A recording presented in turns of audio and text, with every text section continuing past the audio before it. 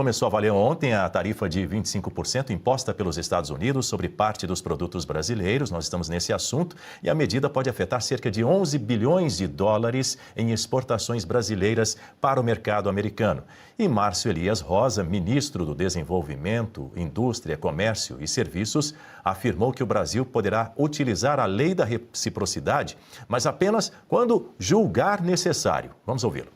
Se você for adotar a reciprocidade, você precisa ferir o adversário, não apenas irritá-lo, porque senão você perde o controle, o domínio da negociação. O Brasil tem esse instrumento, ele vai usar esse instrumento, mas quando for adequado, quando for necessário. A lei da reciprocidade permite ao Brasil adotar medidas comerciais contra países que prejudiquem as exportações brasileiras. Ainda sobre esse assunto, a gente vai seguir discutindo aqui com o nosso time de analistas. Quero ouvir, mais uma vez, Marcelo Suano. Medidas de reciprocidade quando a gente achar que deve. Mas será que precisa e será que deve mesmo tomar algum tipo de atitude? Olha, a única coisa sensata que eu vi até agora é dizer, nós adotaremos a reciprocidade quando for conveniente e adequado, porque você não usa a reciprocidade para ficar irritando o teu adversário, você usa para tomar uma decisão que resolva o problema. Foi a única coisa sensata que ele falou. No entanto, nós não precisamos de lei da reciprocidade. A reciprocidade já é um parâmetro das relações diplomáticas que existem no mundo porque os países são soberanos. Ponto final. Então não precisa ter nenhuma lei. E não precisa estar argumentando, dizendo nós adotaremos uma reciprocidade para enfrentar os Estados Unidos que nos ofenderam. Aí fazer becinho. Não é isso. A questão, mais uma vez, é simples. É uma questão de negociação, porque qualquer tarifa, seja de lá para cá, seja daqui para lá, prejudica a economia de lá e a economia de cá. Por quê? Porque não existe um plano adequado que equacione quais são os segmentos, quais são os valores, quais são as necessidades, quais são os elementos estruturais que têm que ser preservados e aqueles que podem ser descartados ou levados adiante. Isso não existe. Por isso, a reciprocidade acaba sendo uma balela, mais uma que está sendo colocada contra o povo. Diga, Guta. Olha, Dani, eu reparei que deu uma mudada no discurso, né? O Lula mudou, querendo dizer assim, olha, agora, e, na verdade, verbalizando isso expressamente, nós vamos continuar na mesa de negociação, nós não vamos levantar.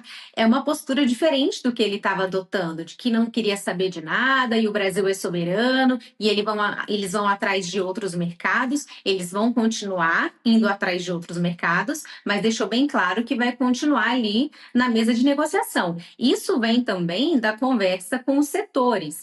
Essa não aplicação da lei da reciprocidade, que nada mais é do que aplicar tarifas também para os Estados Unidos exportarem para cá, isso vem de uma conversa com os setores que querem também continuar nessa negociação. A partir do momento que você usa uma tarifa para retaliar, você dificulta esse processo. Inclusive, os próprios representantes dos setores produtivos já disseram que eles já estão em negociação com as empresas americanas, com o setor produtivo nos Estados Unidos, justamente para conseguir superar esse impasse. Então, a gente vê aí que no bastidor existe uma conversa e isso está fazendo também com que o presidente Lula mude o discurso, até porque ele está em campanha, ele vai tentar aí a reeleição mais uma vez, porque é incrível, né? Não larga o osso de jeito nenhum, e talvez esse discurso de soberania e de confronto com os Estados Unidos talvez não estivesse rendendo assim tantos frutos eleitorais quanto ele imaginava, até porque tem essa questão dos setores que estão também tendo essa interlocução com o governo. Então, isso aí que me chama a atenção. Agora, é importante que a gente entenda também que é sempre positivo que você busque novos mercados, mas não abrir mão desse mercado tão importante que são os Estados Unidos. E isso também vem do setor produtivo, que tem dito sobre isso também. Até porque não é simples abrir novos mercados. Vocês já tentaram vender um bolo para qualquer pessoa? Às vezes você já conseguiu ali uma clientela para vender o seu bolo. Vai tentar abrir essa clientela, vai mudar de bairro, vai mudar o seu negócio de bairro. Quanto é difícil. Agora você imagina mudar de país. mudar no mercado global. Não é simples. Tem as regras tarifárias e burocráticas de cada país, tem aquele setor que vai comprar de você ou não. Gente, é complexo. Quando a gente faz essa análise, saindo aqui do nosso mundinho e levando essa análise para um aspecto mais global, a gente consegue entender o desafio. E as empresas, os setores aqui no Brasil, não é que eles vão parar a operação para ir buscar novos mercados. Eles vão continuar com a operação aqui. Então, imagina, é mais uma demanda que recai sobre eles que não estava sendo esperada. Então, você tem que continuar trabalhando, continuar operando, pagando os seus funcionários e procurando novos mercados para dar conta desse prejuízo que você vai sofrer agora. Então, é de fato um cenário extremamente preocupante para esses empresários e essas tarifas não vieram em boa hora para ninguém. E ainda sobre esse assunto, Guta, e você que nos acompanha, o nosso contato agora é com a Tawane Catan, que participou de um evento ontem. Ela entrevistou o ministro-chefe da Secretaria de Comunicação Social, Sidônio Palmeira, e o governador Tarcísio de Freitas também. Bom dia, Tawane, seja muito bem-vinda. Muito bom dia, Daniel. Bom dia a toda a nossa equipe e também toda a nossa audiência. Exatamente, em agenda oficial, nós conversamos com o ministro-chefe da Secretaria de Comunicação Social da Presidência da República, o Sidônio Palmeira, e abordamos justamente essa situação toda do tarifaço, que foi aplicado na madrugada da quarta-feira pelo governo americano, de 25%, e sexta-feira tem mais, né? 12,5%, ou seja, totalizando quase 40% de tarifas em cima dos produtos brasileiros que são importados pelos Estados Unidos. Agora, sobre isso, o ministro criticou a tarifa e também mencionou a questão da soberania. Disse, por exemplo, que o PIX aqui do Brasil, que foi implementado pelo governo do ex-presidente Jair Bolsonaro, é inegociável. A gente vai primeiro ver esse trecho, Daniel. O governo brasileiro vem negociando, tivemos mais de 36 reuniões com o governo americano, estamos à inteira disposição para negociar. Agora tem algumas coisas que são inegociáveis, como por exemplo o PIX. Isso não dá para negociar. E quanto ao tarifaço, acho que é uma outra coisa também que não dá para negociar a nossa soberania. Pois é, ele disse que o governo Lula tem feito essas negociações, mas não citou, por exemplo, o fato de o Palácio do Planalto não ter enviado ainda representantes para essa série de reuniões que tem acontecido no escritório comercial do representante comercial dos Estados Unidos, algo que o senador Flávio Bolsonaro, por exemplo, fez diferente, chegou a participar dessas reuniões lá nos Estados Unidos, justamente para pedir a suspensão das tarifas.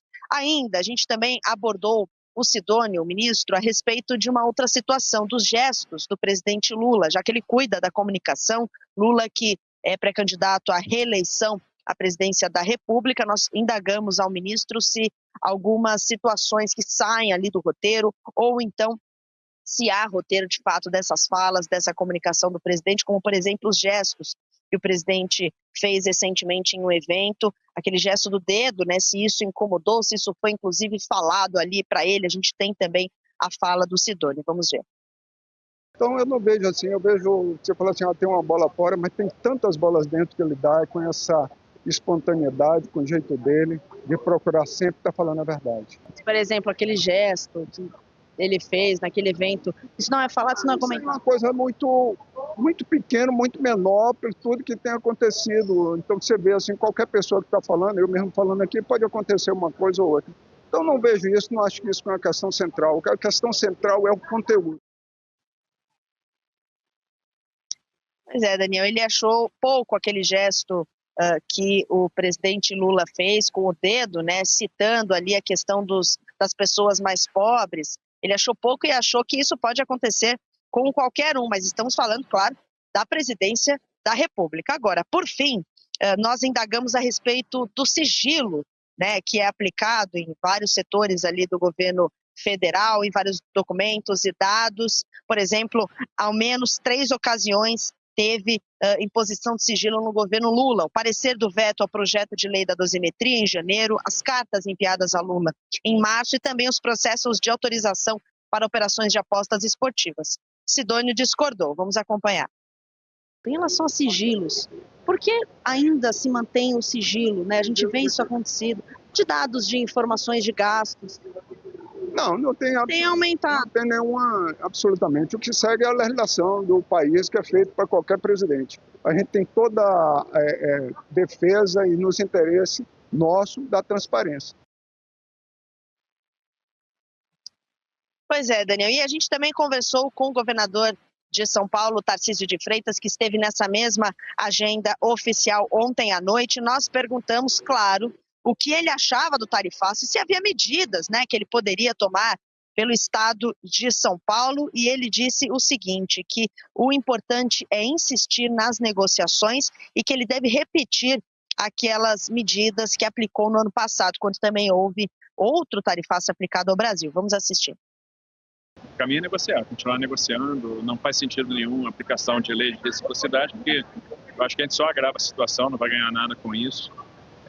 A aplicação é imediata, mas observe que essa investigação da seção 301 já vem desde o ano passado, então não é algo novo, a gente teve a oportunidade de negociar, o Brasil podia ter negociado, obviamente houve negociação, essa negociação não logrou o êxito que poderia ter, obviamente você tem que considerar que tem muitos produtos que estão nas listas de exceções, mas tem ainda uma gama importante de produtos que estão fora, isso prejudica frontalmente a economia do Brasil, a economia do estado de São Paulo. Na situação passada, quando a tarifa aconteceu no ano passado, a gente fez uma liberação emergencial de crédito CMS, então a gente pegou aqueles exportadores, fez a antecipação da liberação desses créditos, calendarizou isso para dar uma previsibilidade em termos de fluxo de caixa. Então a ideia do estado é trabalhar na mesma linha, da mesma forma. Pois é, e por fim ele mencionou que isso não tem a ver necessariamente com o Flávio Bolsonaro. Ele apenas disse que são necessárias as negociações e deixar de procurar narrativas para, enfim, poder entender as situações ali do tarifaço sob o prisma comercial. Daniel. E se você pudesse ter acesso aos bastidores do Sem Filtro e conversar direto com os comentaristas e âncoras da Oeste? Agora, isso é possível com o Clube de Membros do nosso canal no YouTube. O clube foi criado para quem quer dar um passo além e fazer parte de uma comunidade exclusiva. São 3 níveis de assinatura, pensados para aproximar você da nossa equipe. No plano apoiador, você ganha destaque no chat, figurinhas personalizadas e acesso a publicações exclusivas na comunidade do canal. Quer estar ainda mais perto da Oeste? Nos níveis Engajado e VIP, nós liberamos acesso às lives fechadas com nossos apresentadores e comentaristas, nas modalidades mensal ou semanal. Você também participa de sorteios de livros e produtos da Oeste, além de acesso antecipado a vídeos e a uma visão direta dos bastidores do programa Oeste Sem Filtro. Faça parte do nosso clube de membros e tenha acesso a lives exclusivas comigo e com todo o time da Oeste. Se você acredita na importância de um jornalismo livre, independente e comprometido com os fatos, clique agora no botão Seja Membro e conheça todos os detalhes e vantagens de cada plano.